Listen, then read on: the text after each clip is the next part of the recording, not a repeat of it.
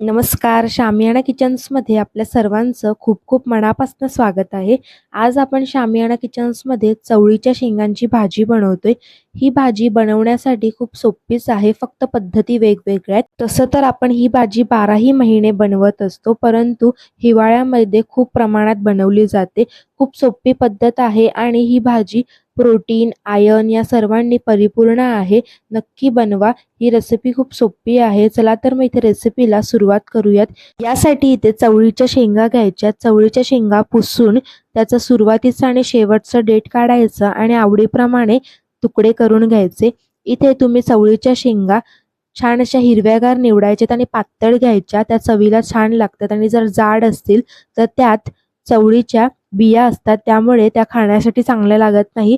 पातळ आणि हिरवीगार अशी कोवळी चवळीच्या शेंगा घ्यायच्या आणि त्या चिरून घ्यायच्या. इथे स्वच्छ धुवून घ्यायच्या आणि नितळायला ठेवायच्या. या टिप्स चवळीच्या शेंगा खरेदी करण्यावेळी वापरा. यानंतर इथे एक वाटण बनवतो. यासाठी मिक्सरच्या भांड्यामध्ये आलं घालायचं, तिखटाच्या चवीनुसार मिरच्या घाला, त्याचबरोबरीने टोमॅटो चिरून घालायचा आहे, अर्धा चमचा जिरे घालायचे आणि याची वाटून बारीक अशी पेस्ट तयार करून घ्यायची. पाणी न घालता वाटायची आहे, टोमॅटोमध्ये पाणी असतं. इथे पेस्ट तयार आहे.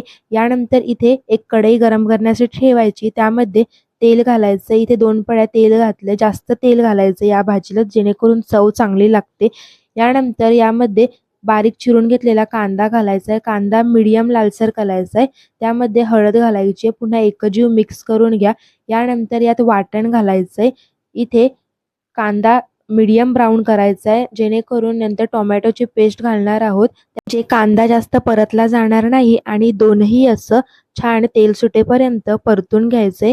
इथे प्युरी तेल सुटेपर्यंत परतायची आहे, जेणेकरून आपण इथे कच्चे जिन्नस घातले ते छान तळले जातील.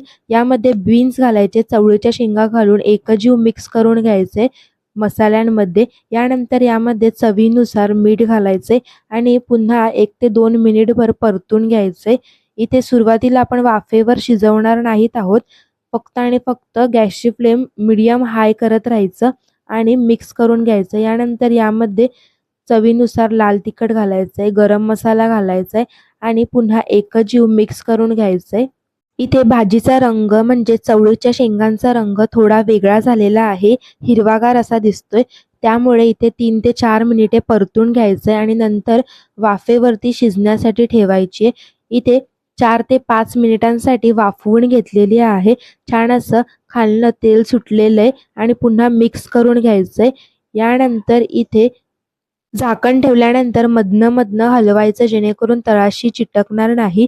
इथे पुन्हा 2 मिनिटे झाकण काढलेलं होतं आणि परतून घेतलेलं.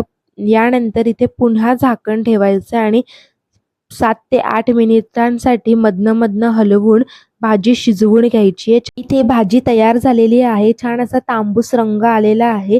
तेलावरती परतून घेतलेली आहे. तेल देखील छान सुटतं भाजीला. ही रेसिपी नक्की ट्राय करा. वरनं कोथिंबीर टाकायची, चवीला खूप छान लागते. वरण, भात, चपाती, भाकरी या सर्वांसोबत सर्व्ह करू शकता.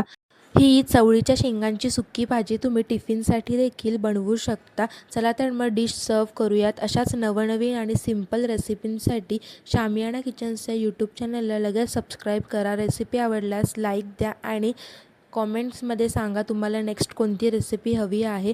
पुन्हा भेटूया अशाच नवीन रेसिपीसोबत. तोपर्यंत धन्यवाद.